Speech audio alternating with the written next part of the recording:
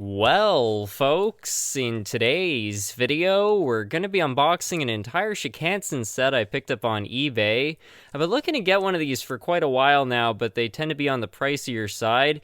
Until recently, when I was browsing and I managed to find one for $200, which for what I've seen these go for didn't seem all that bad. It quickly turned into a better deal, however, because shortly after I purchased it, the seller reached out to me and said that he actually had the entire train. Now, there's a bit of a catch to that, which is that apparently the cars were damaged during a flood or something, so I'm not really sure what exactly those cars are going to be looking like, but we've at least got a locomotive and one car which should be in perfect condition, and then I also purchased a second locomotive and car to go with this set. Anyways, let's have a look and see what we got.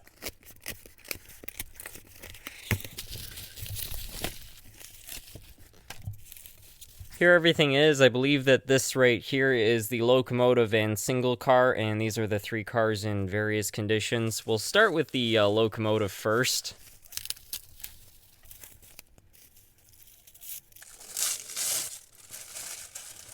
It's just incredible how futuristic these things look. You know, this was technology that was being developed in the early 60s, and they were so far ahead of their time, not just with how they looked, but a lot of the technology that was actually in them. They could detect signals, they could detect earthquakes. It was really quite incredible for the time, and it's amazing, you know, some 50, nearly 60 years later, how they still look pretty darn modern. I don't know if any of the cars are powered themselves. I know that in some of these high-speed trains, that's how they're set up. This is a brass model right here, and they've just done a superb job. I don't see any overspray. There is a small little defect there, but nothing I'm bothered by. Anyways, let's open up some of the cars and see what those are looking like. Okay, so this comes with a dummy locomotive. That's interesting. This was not included in the listing. That's terrific. Well, I'm very happy to see that, and the detail looks to be just as good. It appears that there is some interior lighting in there too, so I'll be curious to see if that's in working order. Now let's get some of the cars out of the packaging.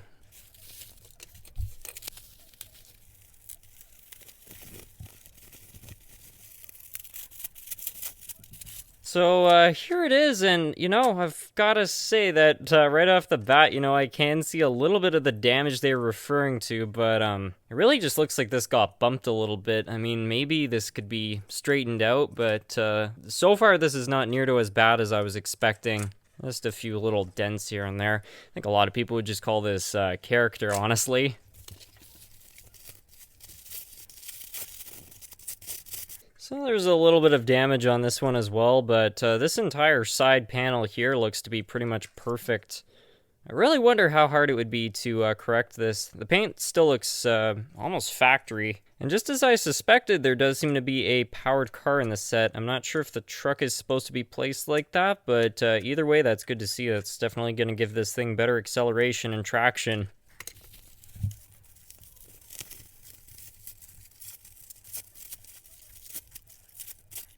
Yeah, and this one's got a little bit of a gouge as well. So this was the car which was included in the actual pictures of the listing. So the listing just included these two items. I'm not sure why he didn't include the dummy locomotive, but as far as I'm concerned, this seller really sold themselves short. I mean, these cars are in way better condition than he made them sound. I thought that they were all supposed to be basically ruined and they were going to take extensive restoration, which I know they need a little bit of love, but you know, fundamentally, this is not that bad. So that seller is definitely going to be getting a terrific review from me. I am thoroughly impressed. What a fantastic thing, an entire train.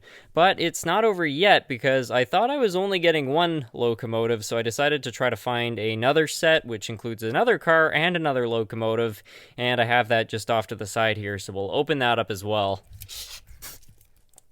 So the origins behind this are a little more unusual. I bought this from what I believed to be an American seller, but the parcel took 2 months to arrive and it got lost in transit. I didn't have a clue where it was, and when it left from the United States, but when I got it, it was addressed to me from Serbia, and it has Siberian postage all over it, so clearly this thing did not originally come from the United States. I don't know what the seller did to route it through the United States. I know it was part of the international shipping program, but the seller claimed they were in the States. Either way, hopefully there is a train inside here and something funny didn't happen, because honestly I did find all of that a little bit dubious. I don't know why they weren't honest about that.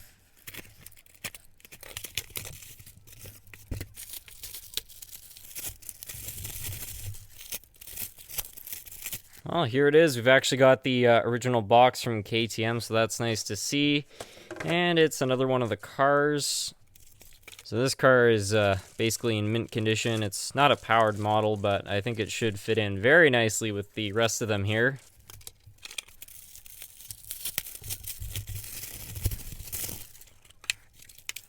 Very sharp. This overall appears to be in pretty good condition. It is slightly faded. I don't know if maybe this model was left in the sun or if it maybe visited Flavortown, but yeah, it definitely does appear to have slightly faded paint. Anyways, now that we actually have this entire train, why don't we take all this stuff over to the track and see if any of it works?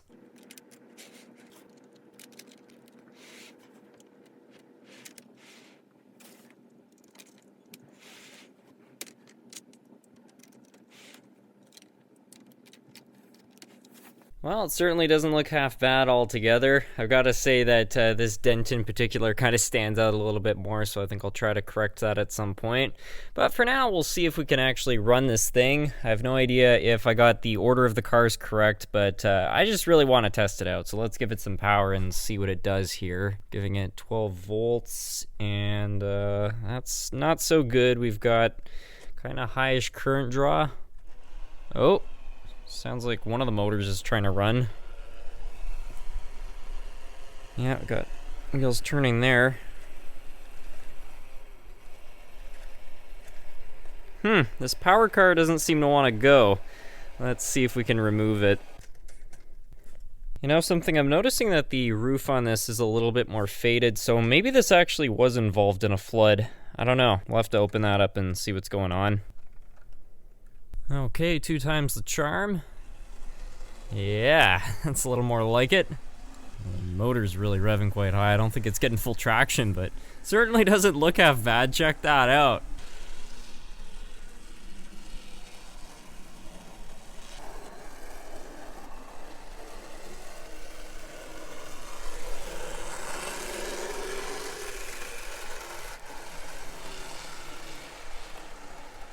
So it sounds like that first car is working pretty well. The motor's running correctly, but four-wheel drive is just not enough to move this train. I mean, it is supposed to have a power car midway, but luckily we do have a backup locomotive instead of this dummy, so why don't we try exchanging it with that, and we can also test it out at the same time. Now, this was sold to me as a working model, so hopefully it will do as such.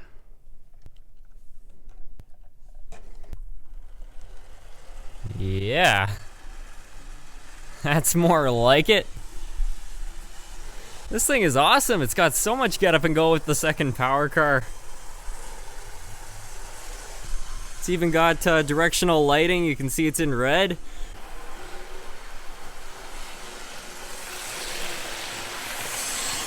You can definitely work on the amp draw a little bit, but other than that, it seems to be just running like a charm. I am thoroughly impressed.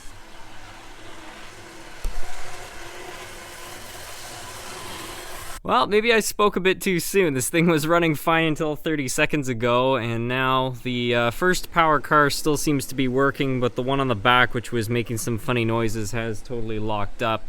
So this thing is clearly in need of a little bit of maintenance. So we'll take it over to the bench. We'll see if we can get this one running again. We'll see if we can correct some of the damage on a few of the cars. We'll do some maintenance on the first unit, and we'll also try to restore the middle power car, because it would be nice to get this thing going as well. Now, I've never opened one of these up before, so I'm not really sure what we're up against. I do see that there are a whole bunch of screws along the edges, so I'm going to try to remove those first, and hopefully the whole drive will just pop out. It's possible something else is holding it in, though, like maybe these 2 screws.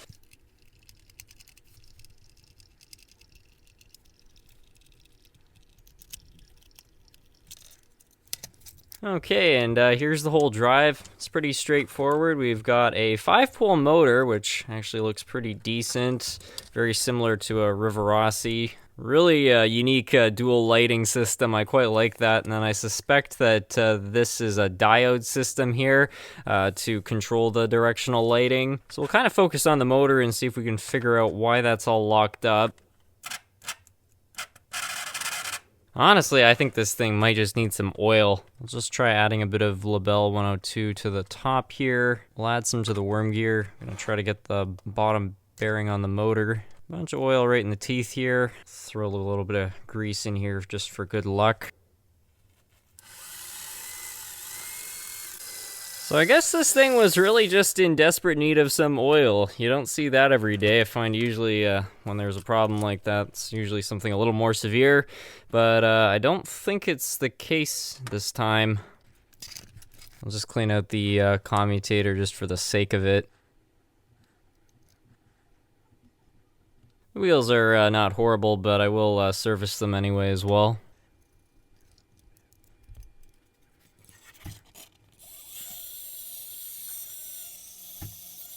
Well, I think that should about do it for this locomotive.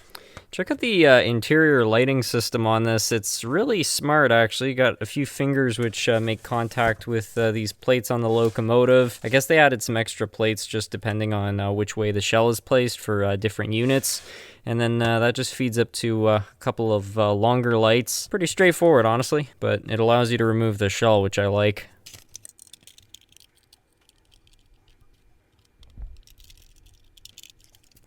Well, I think we can probably call that one complete. Let's move on to that power car now. I'm guessing this will be a fairly similar process, and I'm seeing a lot of the same screws, but these ones are flatheads. Well, so far everything looks to be in order, but the real question is, why won't the motor start? Connect that to ground. That's interesting. This thing has definitely been exposed to a little bit of water. There's one side of the wheels which looks a lot less shiny than the others, and maybe the claim that this thing was in a flood has some validity. At least the motor seems to be working though. I think if we just add a little bit of oil, this thing will probably spring to life just like the other one did. I don't really love how loose these gears are. This engine's definitely seen a lot of hours, but hopefully a bit of oil will bring it back to life. It's not the end of the world if this power car doesn't work, honestly. We could probably convert this to a dummy pretty easily, but it would be nice to get that extra little bit of power.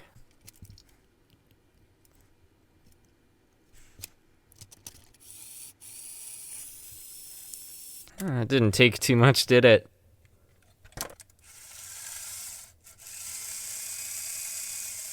This is definitely a tired power plant. I don't know how much longer those gears are going to last, but it does seem to be working, and if it breaks down in the future, we can just use the motor as a spare. Frankly, I'm pretty happy with that. I think we'll clean off the wheels, check out the commutator, and then we'll try to sort out some of the damage on the shell. I don't know how that's going to go.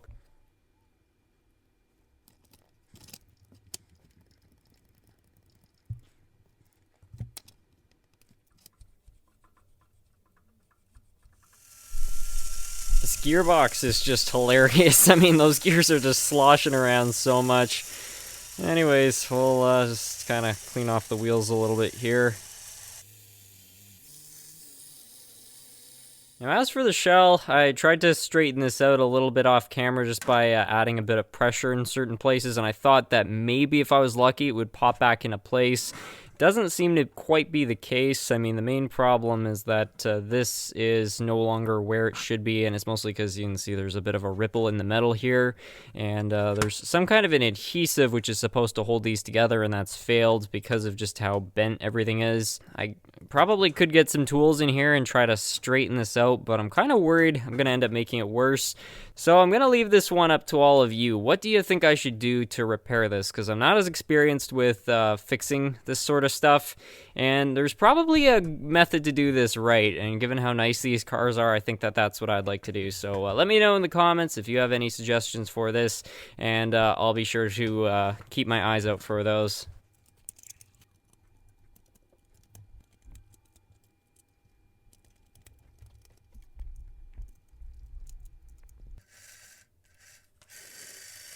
It seems to be running half decent. We've even got working interior lights, so I'm happy with that. I think that should be good enough for now, and we'll get this sorted out later on. As for the rest of the passenger cars, I'm just going to quickly throw a little bit of oil in each of the bearings here. They all seem to be rolling pretty well. Let's give the wheels a quick cleaning. What's really important is that you clean the non-insulated side.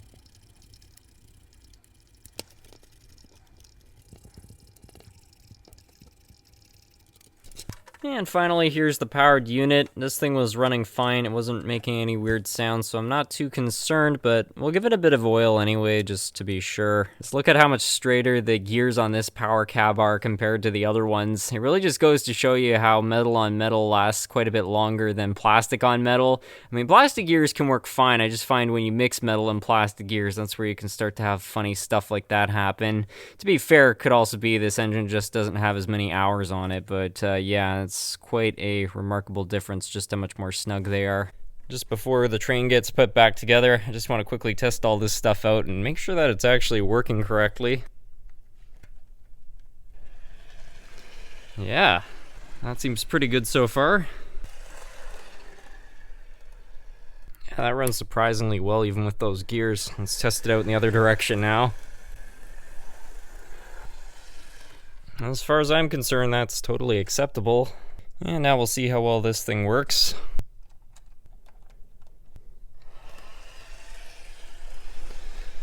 Yeah, it seems like a similar story. It's definitely running a lot quieter than it was before. And finally, the main power car. This was working fine before the repairs, so I wouldn't expect it to be any worse. Yeah, no problem. So now that we know all our locomotives are working correctly, why don't we set up some cars behind these things and try to run them all as a set.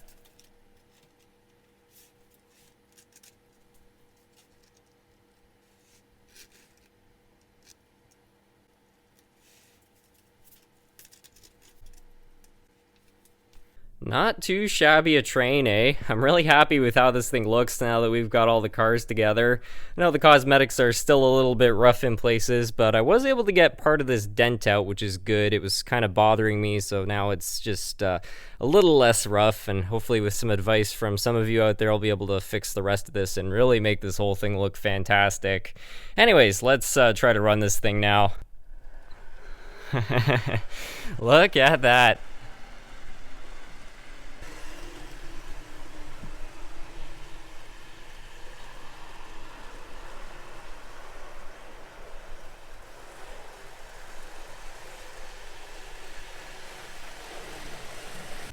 Well, it's certainly not the most efficient lot of locomotives I own, but it seems to be running pretty well, so I'm happy with that.